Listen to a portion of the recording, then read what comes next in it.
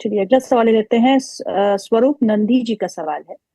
प्रदीप जी को प्रणाम, आपको प्रणाम कर रहे हैं। उनके पास आरआर केबल के 30 शेयर है, 30 शेयर्स एट 1470। अभी स्टॉप लॉस कहाँ होगा और टारगेट कितना हो सकता है? देखिए, मैं समझता हूँ कि पर्टिकुलर ये थीम का ही बात हम कर रहे थे। थीम भी आपको आने वाला दिनों हम्म। में चलता हुआ दिखाई देगा। All hmm. Time high on the way, बहुत जल्दी आपको ऑल टाइम हाई आते हुए दिखाई देंगे। ये hmm. Basically over over over the time, next अगर आपके पास 3 से 4 क्वार्टर आप रखना चाहते हो तो डेफिनेटली आप बने रहिए। मैं समझता हूँ कि एक स्टॉप लॉस आपको यहाँ पे 1350, 1350 के आसपास शॉर्ट टाइम के हिसाब से मेंटेन करना चाहिए। बाकी ऑल टाइम हाई के लिए बने रहिए।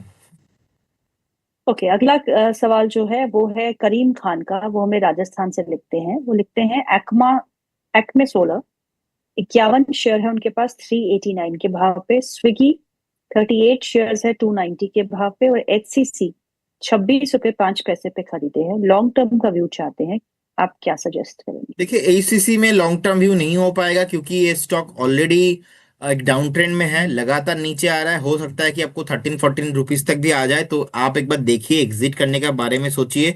स्विगी हम्म। 300 अगर ब्रेक होता है, एक बार आपको एग्जिट हो जाना चाहिए, क्योंकि स्विगी ओवरऑल गिग इकोनॉमी को लेके हमने देखा है जिस तरीके का आंदोलन हुआ है।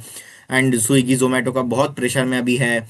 और जिस तरीके का इनका जो 10 मिनट वाला वो डिलीवरी का स्कीम था, राघव चड्ढा जी ने हम्म। पार्लियामेंट पे, हमने देखा है कि इसका पूरा एक आइन आ गया है अभी। सो कहीं ना कहीं और एक चीज हुआ है रिसेंटली। जो पहले डिलीवरी पार्टनर्स थे, they called as a partners but not a employees, but अभी उनको एम्प्लॉय का वो एक डेजिग्नेशन भी देना पड़ेगा। उसके लिए कंपनी को थोड़ा बहुत, अब एम्प्लॉय होता है तो उनको पीएफ वगैरह अलग अलग चीजें रखना पड़ेगा। सो ओवर द टाइम हमने देखा है कि स्टॉक नहीं चल रहा है। एक बार 300 will be your stop loss and बने रहिए, इसके नीचे आने पे नहीं रखना चाहिए। ACME okay. Solar, ACME solar holding limited 234 के आसपास चल रहा है। बहुत बार already 3 times stocks is not going below of 205, 205 के आसपास का सपोर्ट लिया है। 205 हम्म। में एक स्टॉप लॉस मेंटेन कीजिए एंड डेफिनेटली बने रहिए। जैसे स्टॉक 243 टू 45 का रेंज को ब्रेक करता है, आपको 260 टू 70 तक मूवमेंट आते हुए दिखाई देंगे।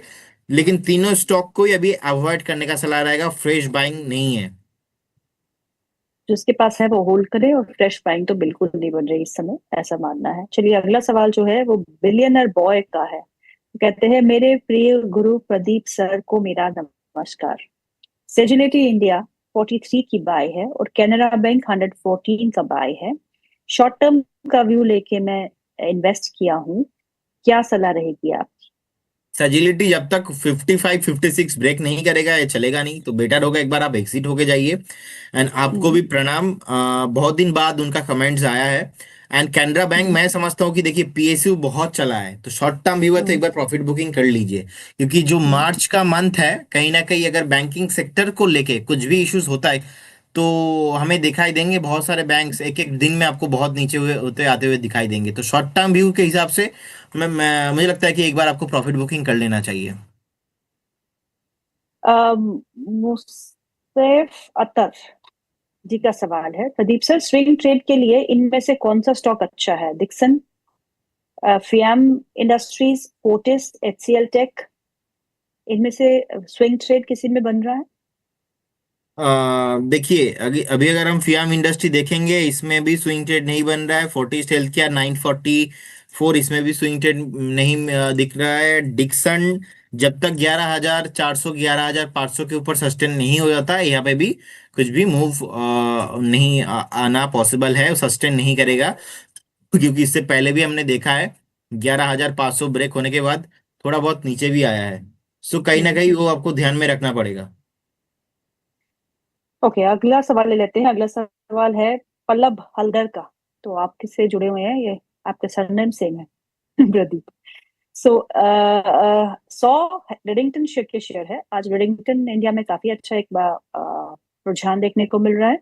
278 के भाव पे उन्होंने लिए है ये शेयर। आपसे पूछते हैं अब क्या करना चाहिए? मैम, कौन सा स्टॉक बताया आपने? रेडिंगटन। मैम, मैं कोलकाता में हूँ और यहाँ पे अर्थक्वेक हो रहा है अभी लाइव और बाप स्टूडियो रे! में। आ, ओके, बहुत जोर से हो रहा है, पूरा स्टूडियो तो हिल आप जा रहा है। आप कौन से फ्लोर पे है Pradeep? I think you should मैं मूव। नीचे डाउन फ्लोर में ही हूँ एकदम। ओके, अरे बाप तो रे। आपने कौन सा स्टॉक बताया? आप पहले अब थोड़ा सा रेस्ट कर लीजिए। नहीं रुक ठीक गया, है मैम। ओके, रुक अभी रुक गया गया क्या? है। बस 4 सेकंड के लिए हुआ था, आपको देखेंगे next breaking news, I think next 15-20 minute पे आ जाएगा। सो लाइव हमारे साथ बैठे हैं आप, और आपके यहाँ पे earthquake. I hope everybody is fine. जी, यस। स्टॉक कौन सा बताया था मैं आपने? रेडिंगटन। Okay, Redington, okay. ये पहली बार एक्सपीरियंस मैं कर रहा हूँ लाइव बैठ के। ओके, देखिए रेडिंगटन आज तो बहुत चल गया है, मैं समझता हूँ कि यहाँ पे एक बार प्रॉफिट बुकिंग डेफिनेटली कर लेना चाहिए। इतना कंटिन्यूअसली हायर हाई तो यहाँ पे मुझे नहीं लगता कि आपको नेक्स्ट 4 से 5 दिन आते हुए दिखाई देंगे। एक बार तो प्रॉफिट बुकिंग मुझे लगता है कि कर लेना चाहिए, और इतना हाई पे आ चुका है, सो एक बार करेंट जोन से मैं समझता हूँ कि प्रॉफिट बुकिंग बहुत ही इंपॉर्टेंट है। ओके, तो खबर आ चुकी है, 4.9 का मैग्नीट्यूड अर्थक्वेक हिट्स। यस।